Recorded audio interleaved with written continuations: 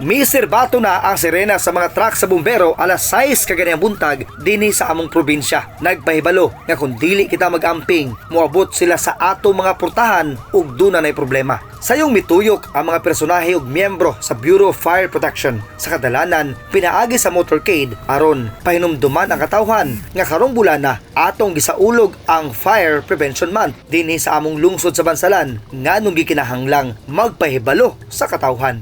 Ang main purpose yun sa Fire Prevention Month na to is ang pag-edukar sa katawhan para makalikay sa sunog. Mapahibalo sa katawan, mga pamagi kung saan paglikay sa sunog.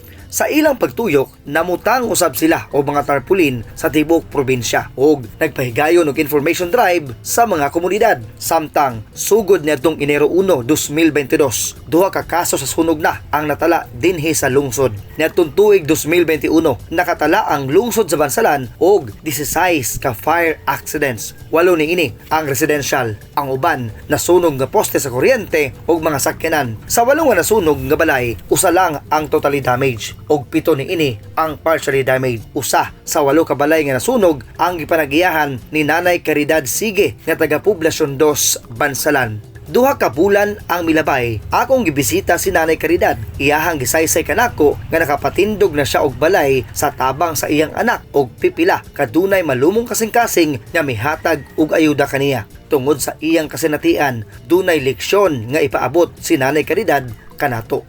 Ako Brad, kanang gila ko mo pansya kanang na mapano kanang mga suga nga illiterate. Sa uling na lang nagaluto si Nanay Caridad ug iya kining giplastar sa gawa sa iyang balay o gipatong sa yuta aron iya kining mabantayan kay nitagam na siya sa panghitabo niadtong Disyembre 5.